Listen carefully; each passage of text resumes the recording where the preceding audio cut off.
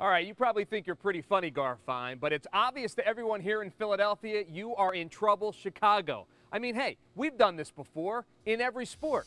Let's start with football. That's right. The last time Philly and Chicago did battle in the playoffs, it was on the gridiron. A slam dunk win in your city. Made even better by the way it ended for your quarterback. He's a quarterback and he was fair game. He got to moving around like he was going to make the tackle, so I jacked his ass up.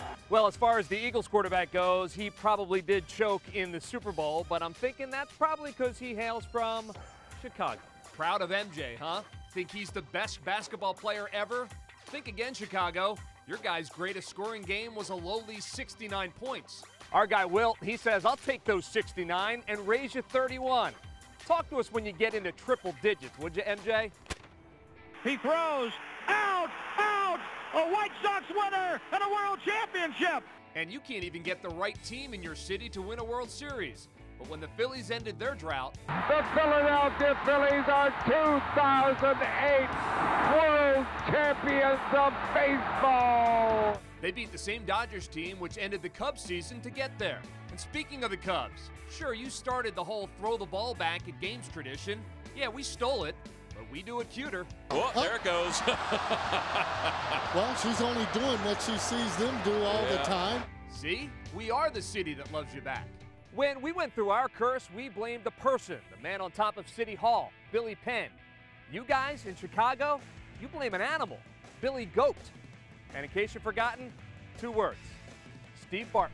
Reaching into the stands and couldn't get it, and he's livid with a fan. Speaking of dumb Chicago fans, really? Jumping on a first base coach? Fires in the outfield? Only in Chicago. As for Philadelphia, law and order, baby. You run on the field, you get tased. No! In the face! In the face! No! Well, since we're talking movies, I got to give you credit. Ferris Bueller's Day Off is a classic. And this line from The Untouchables, not too bad either. Want to get Capone? Here's how you get him. He pulls a knife, you pull a gun. He sends one of yours to the hospital, you send one of his to the morgue. That's the Chicago. But Rocky won an Oscar, and our civic hero ended a Cold War. If I can change, Я думаю, что каждый тоже изменится. and you can change, Вы можете измениться. everybody can change. Take that, Chicago. Yeah, we had John Kruk. Sure, he was big, but not as fat as Vince Vaughn. And our governor, he does post-game live. Your governor couldn't even win Celebrity Apprentice.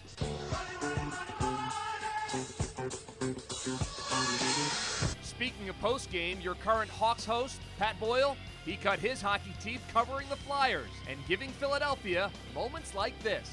All right, thank you very much, Michael. Whoa, we just lost the camera. Some Lakers highlights right now. Let's see if we have them.